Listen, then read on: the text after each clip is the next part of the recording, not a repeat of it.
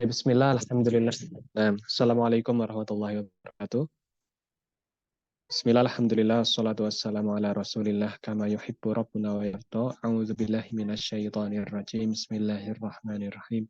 Subhanaka la ilma lana illa ma 'allamtana innaka antal alimul hakim. Allahumma anfa'na bima 'allamtana wa 'allimna ma yanfa'una warzuqna ilman yanfa'una.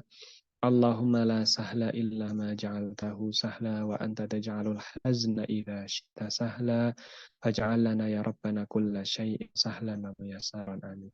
Rabbi shrah li sadri wa yassir li amri wahlul 'uqdatam min lisani yafqahu qawli. Amin amma ba'du. Naam. Malam hari ini materinya apa? Saya sampai lupa ya. Malam hari ini paket C itu fikih. Fikih. Naam. Saya nanya ke Umamah. Terakhir sampai mana Umamah fikihnya kita? Paket C. Pembatal huk Ustaz. Apa? Pembatal nisab huk. Oh, suara kamu di saya putus-putus. Atau saya yang sinyalnya lemah? Ulangi. Terakhir sampai mana? Pembatal musab 1. Oh, baik. Itu sudah semua pembatalnya. Ada 3 itu sudah semua. Sudah Ustaz. Coba apa aja sebutkan pembatalnya. Hadas besar. Janabah haid. Terus? Terus? Habis masa waktunya. Bagi orang muslim 1 hari 1 malam. Bagi orang kafir 3 hari 3 malam. Melepas salah satu kapan saja melepas satu. Apa? Yang ketiga? Melepas salah satu atau keduanya. Kapan saja melepas sepatu atau kaos kakinya. Oh, tayyib. Muntas. Sudah berarti ya. Alhamdulillah. Baik. 6. Baik. Pembatalnya sudah. 6. Baik, kemudian berarti kalau sudah kita lanjutkan. Untuk Aska yang mungkin baru bergabung, nanti jangan lupa pagi misalnya. Pagi itu apa namanya? Dikejar materinya. Ya, pagi itu nyimak materi rekaman-rekaman materi yang lama, baik fikih, baik materi diniyah maksudnya, ataupun materi umum. Itu silakan disimak rekamannya di YouTube, ya. Dilihat playlistnya di PKBM Mustafa Indonesia, itu bisa disimak baik mulai dari akidah, hadis, fikih, bahasa Arab, gitu kan. Itu semuanya disimak, ataupun materi umum, matematika, bahasa Inggris, bahasa Indonesia. Bahasa Indonesia itu sepertinya belum Zoom ya, masih ini ya. Mungkin bisa disimak bahasa Inggris. Bahasa Inggris itu sudah kalau tidak salah 3 atau 4 pertemuan, gitu ya. Jadi harus disimak dari awal ya kalau bisa. Matematika juga sama, kalau nggak salah 2 pertemuan ya, mungkin ya matematika. Atau 1, 2 atau 1. Nah, itu silakan disimak ya, Aska Hanifah yang mungkin baru bergabung, agar apa? Agar catatannya itu sama dengan yang lain. Ya, nanti kalau misal bingung-bingung bisa ditanyakan ke gurunya masing-masing. Baik, qala syekhuna hafidhahullahu ta'ala ad-dhabitu tsalis, yang selanjutnya masih dalam pembahasan mengusap di atas sepatu atau mengusap sepatu gitu ya. Jadi kemarin kita sudah membahas tentang hukum di mana ketika seseorang itu telah selesai wudhu dengan sempurna atau telah selesai mandi wajib gitu kan. Intinya dalam keadaan suci, dia sudah bersuci baik dengan wudhu ataupun dengan mandi wajib. Kemudian dia memakai sepatu atau kaos kaki yang menutup sampai mata kaki. Maka dibolehkan baginya ketika dia batal nanti dari wudhunya itu untuk berwudhu seperti biasa, tapi pas bagian kaki itu sepatunya tidak perlu dilepas. Ya, kaos kaki atau sepatunya tidak perlu dilepas, cukup diusap saja bagian atasnya. Nah, seperti itu. Karena kemarin kita sudah bahas tentang syarat sahnya. Syarat sahnya ada 3. Muzaffar coba. Syarat sahnya apa saja Muzaffar kemarin? Memakai sepatu dalam keadaan telah bersuci sebelumnya dengan cara berwudu. Terus? Sudah Yang satu dua Pak. lagi itu saat semalam pergi ke WC, Zat. Nggak dengar ya? Aduh, kayak mana antum nih? Baik. Yang kedua, Hanif coba apa Hanif? Yang kedua nih syarat sahnya. Nomor 2. Menutup bagian kaki sampai mata kaki. Nah, catat tuh, Muzaffar. Syarat sahnya yang kedua, menutup bagian kaki sampai mata kaki. Nah, jadi setelah syarat yang pertama itu harus bersuci dulu, kemudian memakainya, gitu ya, bersuci dengan air. Itu bersuci dulu sampai selesai, ya, dengan wudhu ataupun dengan mandi wajib itu, kemudian pakai sepatu. Jadi syaratnya harus suci dulu, ya, baru setelah itu baru pakai sepatu. Nah, yang kedua tadi seperti dikatakan Hanif adalah menutup ya kaos kaki atau sepatunya yang nanti dipakai itu menutup kaki sampai mata kaki itu ketutup. Nah, seperti itu. Tidak harus sampai ke dengkul, ya, ke lutut atau ke paha. Yang penting sampai mata kaki itu ketutup rapat. Nah, seperti itu. Kalau syarat yang ketiganya apa, Umamah?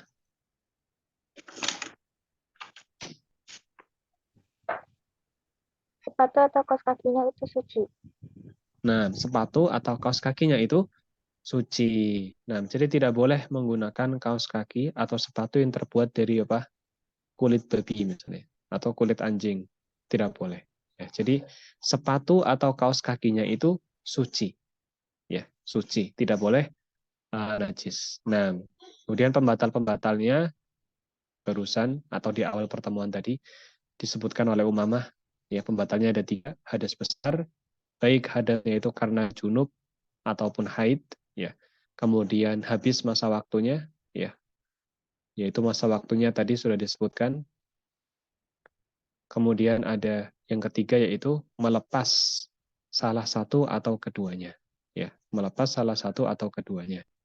Nah, yang selanjutnya yang ketiga adalah ya ini hampir sama sebenarnya. Poin ketiga ini harusnya sudah dibahas tadi di atas ya, di bagian pembatal, tapi di sini disebutkan lagi. Nggak apa-apa. Ditulis saja nggak apa-apa. Masa waktu bolehkan mengusap sepatu. Ya, masa waktu dibolehkan mengusap sepatu. Nggak apa-apa, ditulis lagi nggak apa-apa. Masa waktu dibolehkan mengusap sepatu. Nah, silakan ditulis. Bagi orang yang safar, masa waktunya 3 hari, 3 malam. Ya, saya ulangi. Masa waktu dibolehkan mengusap sepatu. Ya, mengusap sepatu. Bagi orang yang safar, 3 hari, 3 malam.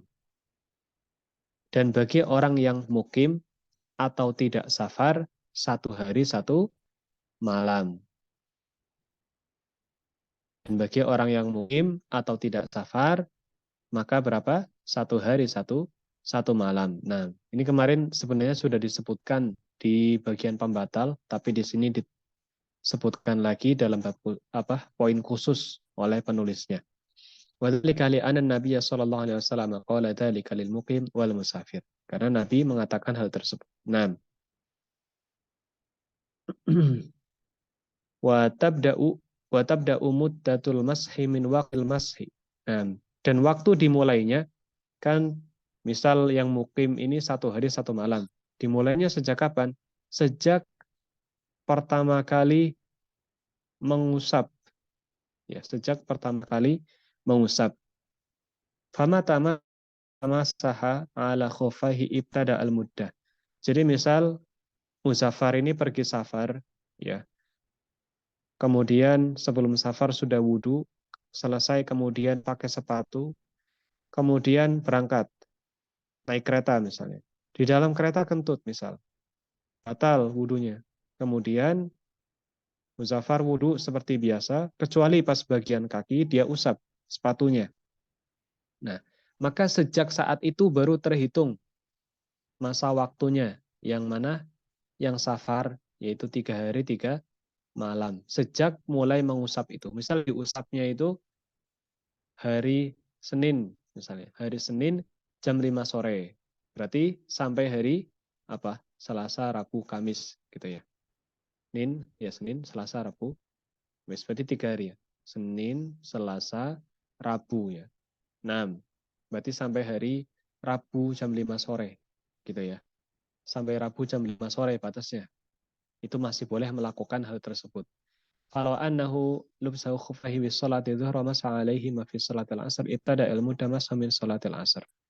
Nah, kalaulah dia itu memakai sepatunya pada sholat duhur, kemudian mengusap pada sholat asar, maka dimulai hitungan waktunya adalah saat dia sholat asar. Karena diusapnya itu pas sholat asar tadi. Nah, kurang lebih seperti itu ya. Kemudian minal yaumi tali in kana muqiman amma in kana musafiran fatantahi ma sholatil asr yaumil tsalits. Nah, sudah sama seperti yang saya jelaskan tadi.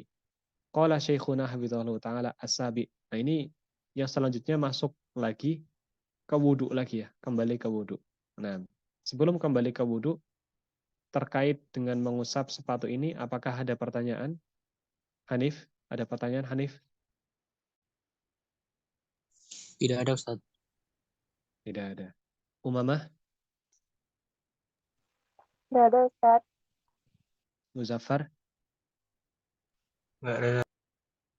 Tayyib. Aska gimana? Belum ada, Ustaz. Tayyib.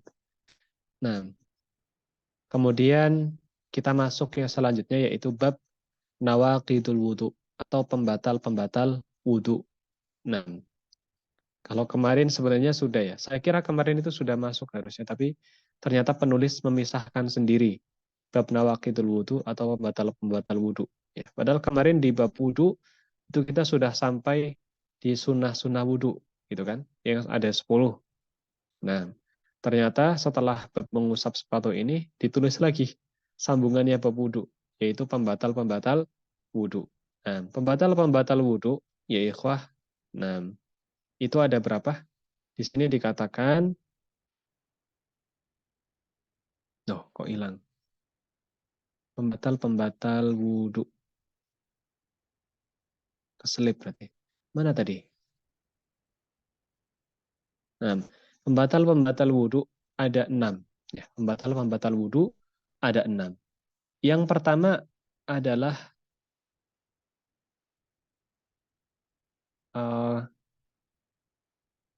apa istilahnya? Al-khariju minas sabilain. Jadi apa saja yang keluar dari kubul ataupun dubur. Ya, tulis. Yang pertama adalah apa saja yang keluar atau kapan saja ada yang keluar dari kubul ataupun dubur. Nah, kapan saja ada yang keluar dari kemaluan atau dubur. Nah, maka itu membatalkan wudhu. Kalau di dalam bahasa Arabnya ini sederhana. Al-khariju minas sabilain.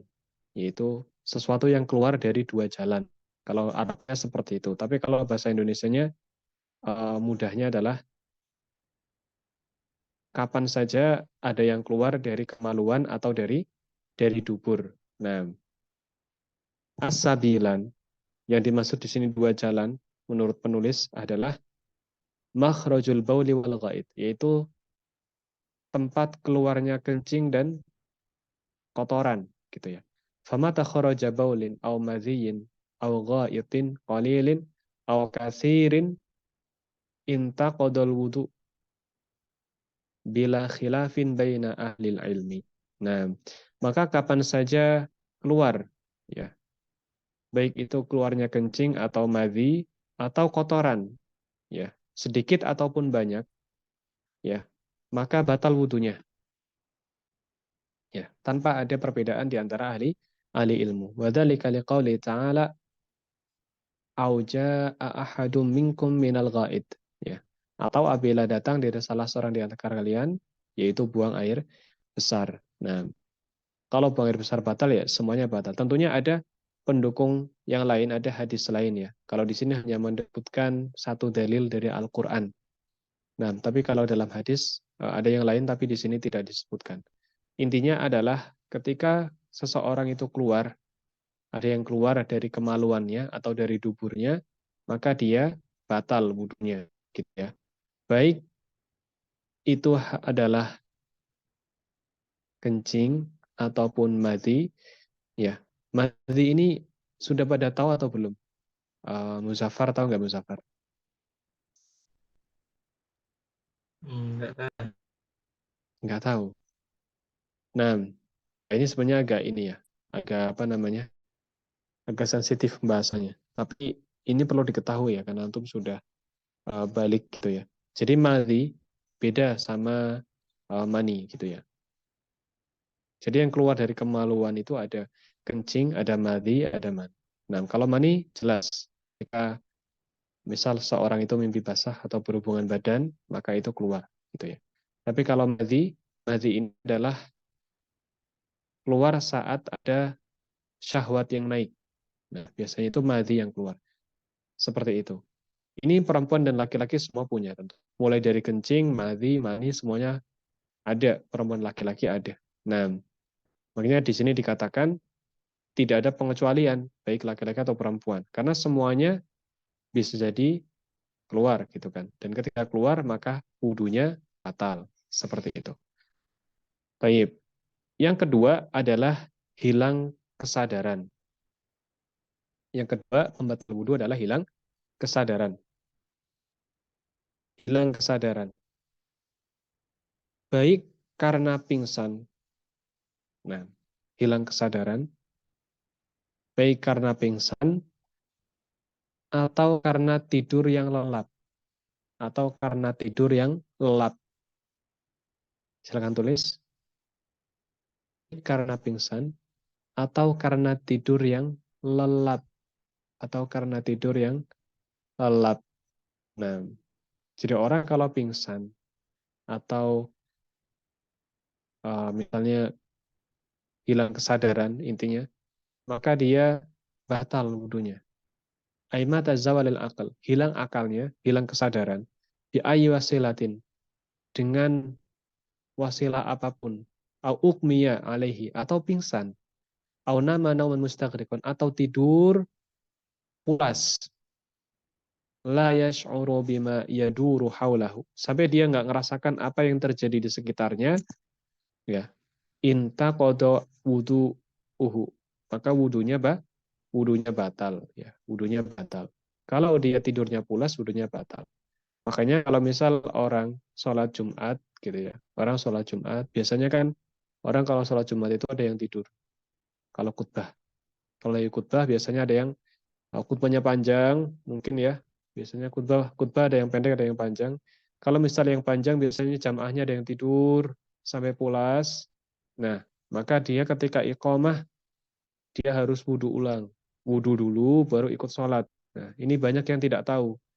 Ya. Banyak kaum muslimin kadang kalau sudah tidurnya pulas, sampai iqamah itu sampai dibangunkan sama sebelahnya. Ya, iqamah sholat Jumat itu dibangunkan sama sebelahnya. Itu dia langsung sholat. Tidak wudhu dulu. Padahal wudhunya sudah batal. Karena sudah hilang kesadaran. Nah, kecuali dia tidurnya ini masih dalam taraf rendah, belum masuk kategori mustaghrik, ya, belum dalam. Maksudnya gimana? Maksudnya dia masih dalam kategori sinah atau nuas, dia masih kategori ngantuk atau ngantuk-ngantukan. Kalau dia hanya sekedar nguap-nguap saja, ya ngantuk itu tidak. Atau dia tidurnya masih belum pulas, ya. Tidurnya hanya sekedar nunduk-nundukan kepala seperti itu. Tapi masih sadar, bukan kepala sadar. Ya, intinya masih dengar apa yang disampaikan khotib. Masih dengar apa yang disampaikan khotib, masih punya kesadaran akan apa yang ada di sekitarnya, maka dia tidak batal wudunya. Tapi kalau dia sampai pulas tidurnya, apalagi sudah jelas tandanya ya, ketika iqomah saja dia nggak bangun gitu kan, sampai dibangunkan, maka orang yang seperti ini itu seharusnya ketika iqomah, maka dia pergi ke tempat wudhu, dia wudhu dulu, baru dia ikut sholat Jumat. Ya. Kalau dia ketika iqomah, dia tidak wudhu lagi, dia langsung ikut sholat Jumat, maka sholat Jumatnya tidak sah, karena wudhunya telah batal. Nah, taib. Di sini dalam hadis dikatakan wa dzalika li anna Nabiy sallallahu alaihi wasallam qala walakin min qa'itin wa bulin wa naumin. Nah, berwudu itu salah satunya adalah karena buang air besar, buang air kecil, ataupun tidur. Nah, yang ketiga adalah menyentuh kemaluan. Ya. Pembatal yang ketiga, menyentuh kemaluan dengan telapak tangan. Menyentuh kemaluan dengan telapak tangan secara langsung. Saya ulangi, yang ketiga adalah menyentuh kemaluan dengan telapak tangan secara langsung. Ini juga membatalkan wudhu. Ya. Aiman massa farjahu bibatini kafihi inta qada wudu'ahu inta qada wudu'ahu. Nah, maka barang siapa yang menyentuh kemaluannya dengan telapak tangannya bagian dalam, ya, telapak tangannya ini nyentuh kemaluannya baik sengaja ataupun tidak sengaja, maka wudunya batal, ya. Karena hadisnya di sini dikatakan man massa farjahu falyatawaddo. Barang siapa yang menyentuh kemaluannya, maka hendaknya dia berwudu. Nah, amma man massahu bi ghairi batini kafihi kasaidin aw dhahril yad aw nahwi hadza fala yantaqidu wudu'ahu. Adapun barang siapa yang dia itu memegang kemaluannya tidak dengan bagian telapak tangannya, ya. Siapa yang keluarin? Umamah? Nah, dia menyentuh kemaluannya itu bukan dengan telapak tangan depan sini. Dia menyentuhnya dengan punggungnya sini. Punggung telapak tangan nyentuh, misalnya lagi pakai anduk, ya, nggak sengaja yang nyentuh tapi punggung sini, bukan bagian telapak tangan, maka tidak batal. Atau dia nyentuhnya pakai handuk, dia nggak langsung telapak tangan ini nggak langsung nyentuh kemaluan, pakai handuk misalnya, atau pakai kain misalnya, atau pakai kertas, intinya tidak langsung, maka tidak batal, ya, maka tidak batal. Wa dzalika li anna Nabiy sallallahu alaihi wasallam qala man afdha bi yadihi ila zakarihi laisa dunahu satrun faqad wajaba alaihi alwudu. Wal ifdha la yakunu illa bi batinil kaf. Barang siapa yang menyentuh kemaluannya dengan tangannya itu, megangnya itu dan tidak ada penghalang di antara telapak tangan dengan kemaluannya, artinya langsung tangan menyentuh kemaluan secara langsung, ya, maka wudunya batal, ya, kecuali dia pakai punggung telapak tangan seperti ini, atau dia pakai kain, ya, dia megangnya nggak secara langsung, maka wudunya tidak batal. Nah, sampai sini jelas atau ada pertanyaan? Hanif, jelas Hanif? Jelas Ustaz. Nah, baik. Selanjutnya, pembatal yang keempat. Pembatal yang keempat adalah makan daging onta. Pembatal yang keempat adalah makan daging onta. Ini mungkin agak gharib, maksudnya agak asing di kita, ya, karena di kita mungkin jarang ada yang makan daging onta, tapi Nabi memerintahkan hal itu, ya. Barang siapa yang makan daging onta maka dia wudu, gitu ya. Man akala lahma ibilin inta qada wudu'ahu wa dzalika kama qala Rasulullah sallallahu alaihi wasallam. Sayang sekali di sini tidak disampaikan hadisnya. Intinya ada hadisnya, ya. Qadarullah di sini tidak disebutkan, ya. Kalau di kitab Bidayatul Muttafaqi yang syarah itu insya Allah disebutkan. Ya, tapi di sini qadarullah tidak disebutkan. Jadi siapa saja yang makan daging onta, ya, setelah wudhu dia makan daging onta, maka wudhunya batal. Khusus daging onta, bukan daging yang lain. Ya, khusus daging onta. Tapi kalau daging yang lain tidak. Daging ayam, ya, daging sapi, atau makan apapun, selain daging onta, maka wudhunya tidak batal. Makanya kalau orang buka puasa, ya, orang buka puasa, misalnya dia sudah wudhu, kemudian dia buka bersama di masjid sambil nunggu adzan maghrib. Adzan, dia makan kurma, makan es, ya misalnya es buah, kemudian dia makan nasi misalnya, ya kemudian setelah itu baru sholat jamaah, itu langsung tanpa wudhu tidak masalah, ya. Tapi diusahakan dia kumur-kumur dulu. Agar apa? Agar nanti tidak ada makanan yang tersisa saat dia sholat. Nah, seperti itu. Tapi wudhunya tidak batal. Tidak harus mengulang wudhu. Nah, kecuali tadi kalau misal makanan buka puasanya itu daging onta, ya otomatis batal gitu ya. Otomatis batal dan harus wudhu ulang. Nah, kemudian yang kelima adalah berhubungan badan. Yang kelima adalah berhubungan badan. Nah, berhubungan badan ini bukan hanya membatalkan wudhu ya, tapi mewajibkan mandi. Ya, berhubungan badan. Ini tidak hanya membatalkan wudhu, tapi juga mewajibkan mandi wajib atau mandi besar.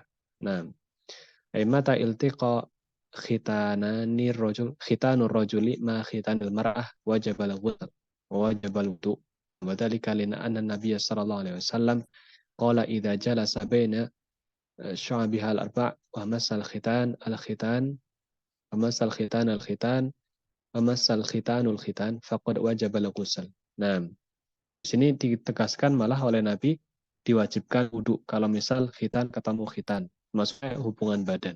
Ya, ketika hubungan badan bukan hanya mandi wajib saja, bukan hanya membatalkan wudhu saja, tapi juga otomatis wajib untuk mandi. Ya, wajib untuk mandi. Nah, seperti itu. Itu pembatal yang keberapa? Yang keberapa, Muzaffar? 5, Ustaz. 5. Baik. Pembatal yang keenam atau yang terakhir, pembatal wudhu yang terakhir adalah keluar dari Islam. Atau apa bahasa singkatnya? Murtad. Nah, mumtaz. Murtad, ya. Keluar dari Islam. Pembatal yang keenam, keluar dari Islam atau murtad. Ay irtadda batala wudu'ahu. Barang siapa yang murtad, maka wudunya batal. Wa dzalika liqaulihi ta'ala, lain asyrakta la yahbatanna amaluka. Apabila engkau berbuat syirik, wahai Muhammad, maka wudunya batal. Wa taharah amalun.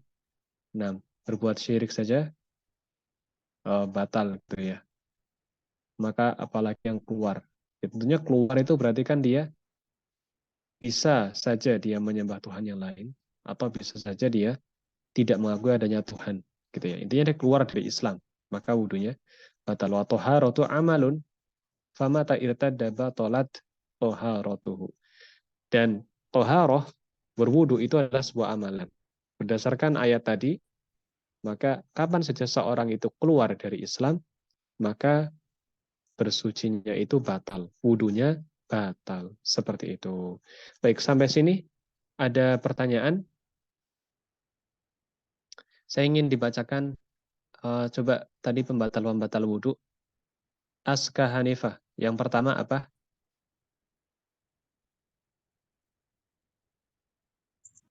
Segala sesuatu yang keluar dari kubur dan dubur. Yang kedua, hilang kesadaran atau akalnya, baik karena pingsan atau tidur yang lelap.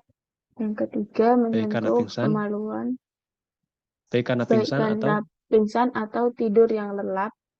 muntas. Terus Menyentuh kemaluan dengan telapak tangan secara langsung. Yang keempat, makan daging unta. 5, hubungan badan.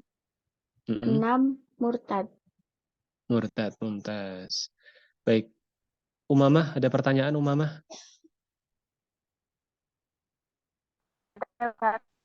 Tidak ada. Muzaffar gimana? Jelas Muzaffar? Ustaz. Ya. Hanif? Gimana Hanif? Jelas Hanif. Jelas Ustaz. Alhamdulillah. Oh iya, sebelum ditutup, saya ingatkan kembali reminder ya untuk tugas bahasa Arab. Ya, bahasa Arab yang belum kumpulkan, silakan dikumpulkan. Ya, yang belum mengumpulkan silakan dikumpulkan tugas bahasa Arab yang sudah saya share di grup. Ya, segera ya, segera. Nah, 10 tapi mudah-mudah insya Allah. Ya, antum bisa lihat di kitabnya. Nah, oh iya, nanya lagi nih Muzaffar. Muzaffar ini kitabnya belum sampai ya? Belum, Ustaz. Aduh, nanti saya coba ini dulu ya. Saya coba tanyakan lagi ke yang kemarin ngirim kitabnya. Dikirimnya dari Bogor soalnya. Antum Ya, Riau. Riau ya, bukan? Ustaz. Riaunya mana? Kerinci, bukan? Kan bro, Ustaz. Pekanbaru. Baik, baik. Nah, kita akhiri pertemuan kita pada malam hari ini. Semoga Allah memberkahi pertemuan kita dan semoga menjadikan ini sebagai catatan amal ibadah kita semua. Barakallahu fikum wa jazakumullah khairan. Subhanakallahumma bihamdika asyhadu an la ilaha illa anta astaghfiruka wa atubu ilaik. Assalamualaikum warahmatullahi wabarakatuh. Waalaikumsalam. Nah, tafadhol.